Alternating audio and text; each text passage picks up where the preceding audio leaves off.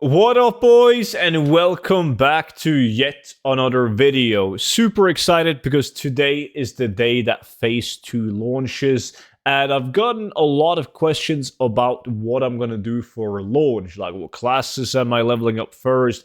How am I going to level? Am I going to make gold while leveling? And so on. So in this video, I want to take you guys through everything that I have planned for release of Phase 2 Season of Discovery. Before we do that, though, the complete gold guide for Season of Discovery is updated for Phase 2, so if you already have the gold guide, make sure to check that out, and if you don't, just know that this gold guide comes with all of the best gold making tactics and methods that I personally use in order to achieve thousands and thousands of gold. And the best part, naturally, being the fact that you get all the updates done to the guide for free. So now with Phase 2, and then when we move on to Phase 3, Phase 4, etc., I'm going to update the gold guide and send that automatically to your email. So if you think that sounds interesting, check it out with the link down below in the description. So as far as tunes go, it doesn't make sense from a gold making perspective, but I am going to level my protection Paladin first. And that is just because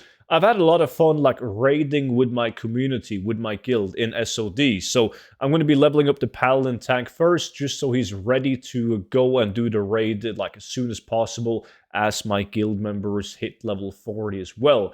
And the tactic to do that is by dungeon grinding. So I have currently 4 people, including myself, so we're actually, at the recording of this video, one guy short, because one guy, he got screwed over by Blizzard, let me just put it that way. So we're currently 4 out of 5 people, but yeah, we'll be 5 people, and everyone has done some sort of prepping for quests.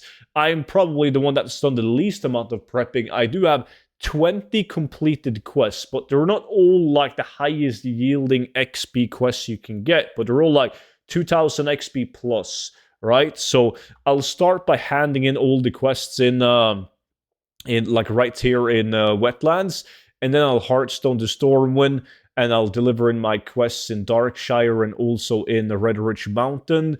Once I've done that, I'll also be handing in cloth. I have my mailbox filled with wool cloth and also silk cloth to hand in at the different reputation guys. So in Stormwind, you can hand it in for Stormwind reputation.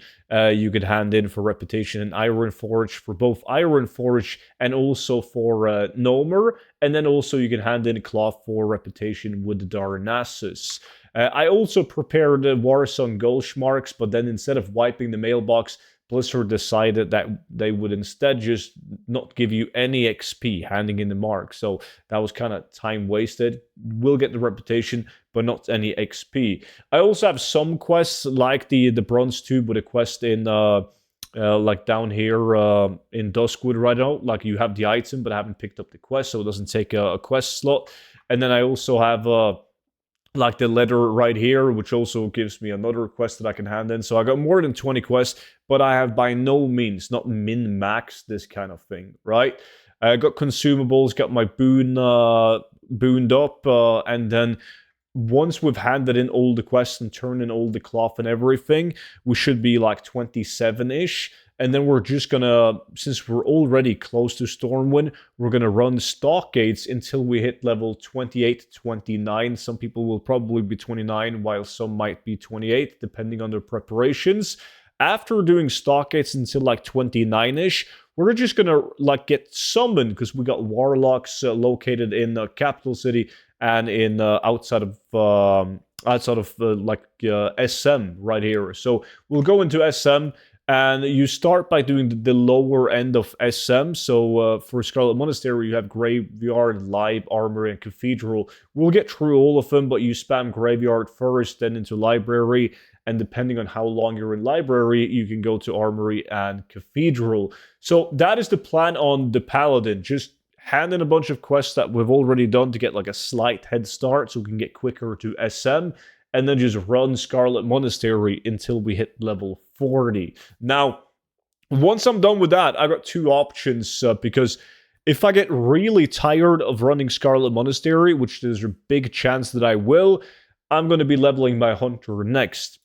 because the hunter is even in phase 2 going to be like my main tool for gold making. So the hunter has done exactly the same. Like I got 20 quests completed on the hunter, and on this guy I will do something quite different. Like I'll hand in all the quests that I've completed in once again Duskwood, Redridge, and also Wetlands. And I do have the same thing like the bronze tube. I have the envelope as well right here, and also the cloth in the mailbox. But once I've done that, like handed in these quests, I'll Heartstone to Ironforge, delivering the quest in Wetlands, and then I will actually go to like over here in Hillspread Foothills, and I will just grind. I will combine gold making with leveling up. And I got a lot of videos coming. The first video already dropping right after launch. But I have a bunch of videos that's also in the complete gold guide as well, where you can combine the XP grinding with gold making. And I truly believe that with the gear that we have, with the epics, the trinkets, the necklaces, like the set items and everything, and of course with all the runes that we have, that most people will be able to acquire a much higher XP per hour grinding these hyper spawning locations over just questing. If it's between grinding mobs versus running dungeons, I think it could still beat dungeons if you don't have a decent setup and decent people within the group. But I'm not going to be dungeon grinding on a hunter, so I will be combining gold making with grinding mobs for XP. And then I have the Druid as well. Those are my 3 main tunes. The Mage, I'm not really going to bother with leveling because I don't enjoy gold farming on the Mage at the moment, at least. But the Druid is also going to be leveled through dungeon grinding. The exact same method as the Paladin. I do have quests prepped on him as well, so everything is good to go. So that's pretty much my plan. Just get the Hunter, the Paladin, and the Druid to level 40, and then just run Nomer for the first reset, and then just gold farm for a week until Nomer resets again. So yeah, that's pretty much my plan. Wake up at midnight and play until we hit level 40, go to bed, rinse and repeat. So hopefully that answered some of the questions that you have. And I'm really curious on how you guys are going to level, because I have no clue. Like, is the majority of you guys going to level through like questing, which seems to be the norm? Will you consider grinding hyper spawn spots to combine it with gold making as well as nice XP? Or will you be doing dungeon grinding like myself? So please let me know down below in the comment section. Also mention which class you're leveling for that. I want to see what kind of like if there's any similarities with, like, depending on what classes people have. If they have like AoE or melee cleave classes, are they more likely to do like a dungeon grinding over a class that's better at single target? Will they do questing and mob grinding? So let me know in the comment section down below. Don't forget to take a look at the complete gold guide for Season of Discovery. Thanks for watching, and have a great launch, guys. Enjoy the launch, and I'll see you guys in a video very soon. But until then, bye-bye.